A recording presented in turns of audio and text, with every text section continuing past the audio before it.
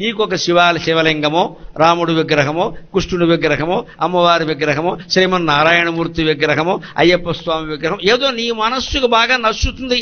దాంట్లో జన్మాంతర కారణాలు కూడా ఉండొచ్చు, మనం చెప్పలేము. నచ్చడానికి ఒక లెక్కే ఉందండి, నాకు నచ్చాడు అంతే అంటారు కదా. అలాగ నచ్చితే ఇక ఆయన వదలకు, ఆ దేవుణ్ణి పట్టుకో. మిగిలిన అందరినీ ఎవరిని మనం అవమానించదు, తక్కువ చేయక్కల. హిందుత్వం అంటే ఎప్పుడు దేవతల మధ్యలో భేదం చూపించకూడదండి, చాలా పొరం. నేను 15 రోజుల క్రితం కృష్ణకర్ణామృతం మీద మాట్లాడాను, ఒక నెలళ్ళయిందేమో. కృష్ణుడు అంటే ఏమిటో నాకు దర్శనమైంది, వారికి దర్శనం చేయించి. కృష్ణుడే, మొత్తం అంతా కృష్ణుడే. ఇప్పుడు ఈవేళ శివుడు గురించి మాట్లాడుతున్నాం, రేపు దేవీ నవరాత్రులు వస్తే అమ్మవారి గురించి మాట్లాడతాం, వినాయక నవరాత్రుల్లో వినాయకుడి గురించి మాట్లాడతాం. ఏం మాట్లాడినా అంతిమంగా ఒక్కటే, ఆత్మ గురించి మాట్లాడుతున్నాం. అది గమనించండి, ఆత్మ గురించి మాట్లాడుతున్నాం.